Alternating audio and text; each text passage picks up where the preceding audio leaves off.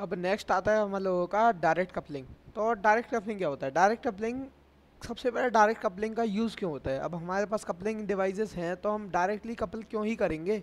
क्योंकि ऑब्वियसली बात है, डायरेक्ट कपलिंग में हमें उतना गेन नहीं मिलेगा जितना हमें कपलिंग डिवाइसेस को यूज़ करके मिलता है।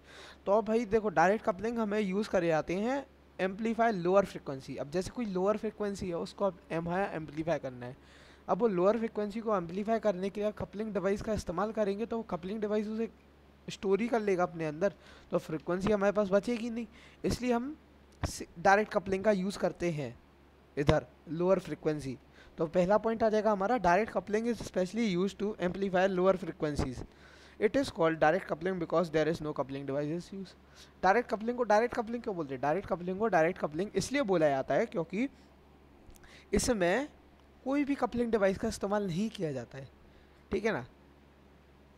अब आता है अगला पॉइंट, डायरेक्ट कपलिंग का कंस्ट्रक्शन। तो डायरेक्ट कपलिंग का कंस्ट्रक्शन कुछ नहीं होता, जैसे कि हमारा क्या कहते हैं, ट्रांसफार्मर कपलिंग और आरसी कपलिंग होती है ना, उसमें आरसी कपलिंग में कपलिंग कैपेसिटर लगा रहता है और ट्रांसफार्मर कपलिंग में कपलिंग ट्रांसफार्मर लगा रहता है। तो जैसे आरसी कपलिंग में कपलिंग कैपेसिटर लगा है ना, कपलिंग कैपेसिटर को हटा दो, कैपेसिटर इधर उधर लगा है, जैसे कि एक बेस के पहले लगा रहता है और एक वो क्या कहते हैं उसको क्या बोलते हैं, एमीटर, एमीटर के पास में लगा रहता है, उन दोनों को हटा दो। और एक लास्ट में आउटपुट के पहले लगा रहता है, तो उन तीनों को हटा देंगे। तीन क्या, चार हो जाएंगे, एक दो तीन चार, हाँ चार रहते हैं।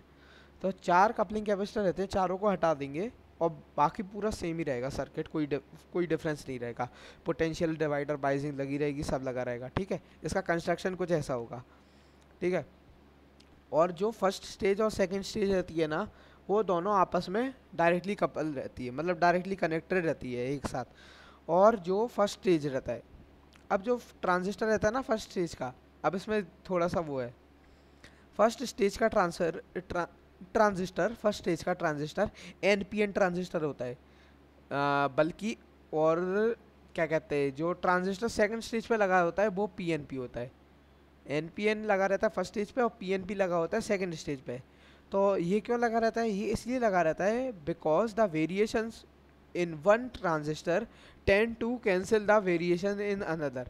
अब जैसे कोई चीज़ एक ट्रांजिस्टर में हुई, जैसे कोई हमें आउटपुट मिले एक ट्रांजिस्टर से, अब वही आउटपुट को हम दूसरे ट्रांजिस्टर पे अप्लाई करेंगे तो वो उसको चेंज कर देगा, एम्पलीफाई नहीं करेगा, चेंज कर देगा। इसलिए इन्हें ऐसा किया जाता है, वेरिएशन, कैंसिल द वेरिएशन से नज़र है। वो वैसा सेम टू सेम, जैसे मान के लो हमने एक ट्रांजिस्टर से करंट निकाला, अब उसके आउटपुट से हमें एम्पलीफाई कर वो सर मिल गया आउटपुट। तो वो आउटपुट को अगर हम वही सेम टू सेम वैसे एक और ट्रांजिस्टर पे अप्लाई करेंगे तो ट्रांजिस्टर उसको बिल्कुल स्किप मार देगा। ट्रांजिस्टर कहेगा इससे तो क्या कहते हैं, मेरा भाई ऑलरेडी कर चुका है काम, तो मैं फिर से क्यों करूँ। तो ट्रांजिस्टर उसको स्किप मार देगा, तो जो जैसा आउटपुट हमें पहले में मिला वैसा ही सेम हमें दूसरे में मिलेगा।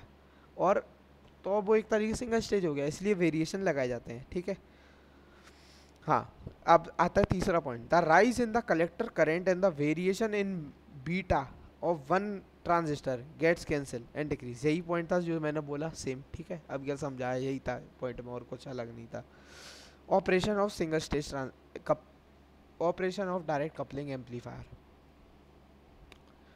The input signal when applied at the transistor T1 या Q1 कुछ भी बोल लो, जब भी इनपुट सिग्नल को पहले ट्रांजिस्टर पे Q1 पे या T1 पे अप्लाई करते हैं, वो ट्रांजिस्टर के एक्शन के द्वारा, ट्रांजिस्टर एक्शन द्वारा, it gets amplified due to transistor action, transistor action द्वारा एम्पलीफाई हो जाता है। और जो आउटपुट रहता है वो कलेक्टर रेजिस्टर पे अप्लाई होता है।